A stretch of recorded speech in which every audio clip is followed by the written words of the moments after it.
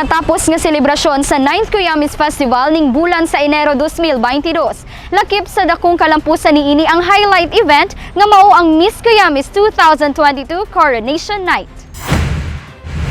Atol sa garbos ug ingrande nga kalihukan, gipasundayag sa pipila ka Kuyamis beauty queens ang ilang kinasing-kasing nga pagpasalamat ngadto kang Governor Bambi Imano tungod sa suporta ug dili tiaw nga exposure sa national pageant nga naghatag kanila og mga nagkalaing-laing titulo. Gilangkuban kini nila Miss Kuyamis 2021 Dana Joy R. Tempra nga nahimong top 24 finalists sa Miss World Philippines 2021 ug midaog kini sa Sports Track Challenge.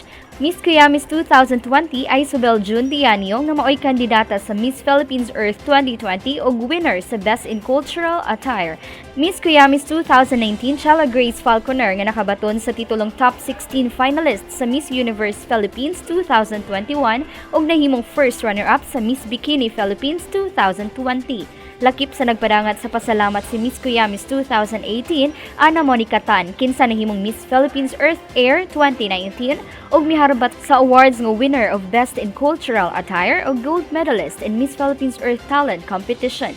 Samtang si Miss Kuyamis 2017 Berjana Chi nga nahimong Miss Philippines Earth Water 2018 kinsa miuli og mga pasidungog nga gold medalist sa Miss Philippines Earth Long Gown Competition, bronze medalist sa Best in Cultural Attire ug top 10 finalists sa Itbulagas Miss Millennial Philippines 2017.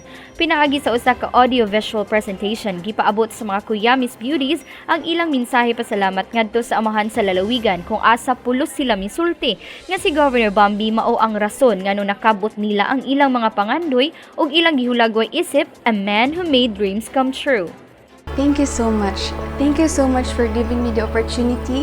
Thank you so much for trusting not just me, but all the Kuyamis girls, for letting us grow to the person that we are today, for letting us discover what we want, and for letting us to be a better person, not just for ourselves, but towards our whole community. Gov, thank you so much for helping not just me, but all of us, the ladies of Miss Kuyamis. And not only that, but thank you so much for your leadership, your charisma, and your passion towards Miss Nons. And I really pray and I hope that in the future that you will lead us into a better community, into a better society. And I am here for you all the way. Thank you, Gov, for seeing the potential in me, even at times when I do not see it myself. Someone like Gov, someone who was very amazing person in Miss Oriental was able to believe in me. So who am I to not believe in myself? Thank you, Governor Bambi Mano, for being the best governor and for having a Miss Kuyamis pageant every year, because you have changed many lives for many young women, and we will always look up to you. We will always have you in our hearts, and we will always be grateful to you. Thank you so much. Thank you for your hard work as the father of Miss Oriental. Thank you for leading us and for showing us what true leadership is. Thank you for the support that you have given us, Miss Kuyamis Queens. Your dedication and love for Miss Oriental has influenced me, and I will always be proud that I am a Miss Non because we do have an amazing governor like you.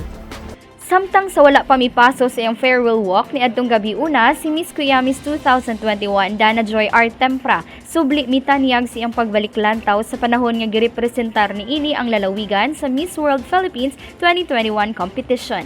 Dako kini og pagsaludo sa liderato ni Governor Bambi tungod sa paghatag kanila og inspirasyon nga mahimong epektibong tourism ambassadress kung asa tumo nga mapaila ang lalawigan sa kauluhan ug tibuok kalibutan.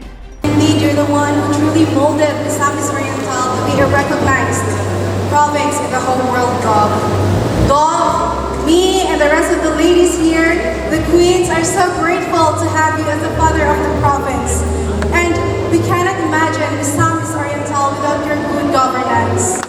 Gov, we love you always, and we will always be here for you. Tuod man wala napakya si Governor Bambi sa iyang kumpiyansa ug bilib sa tanang Kuyamis Queens sulod sa siyam ka tuig nga dunay Miss Kuyamis Beauty Pageant dinhi sa Misamis Oriental tungod sa ilang paghatag og garbo ug dungog sa lalawigan.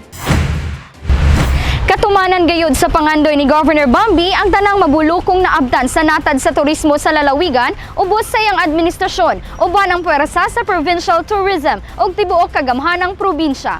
Kauban si Mark Anthony Pareha sa kamera, ako si Lambo Regian Amor Maygay, alang sa limpyo ug matarong nga panggobyerno padayon Pilipino.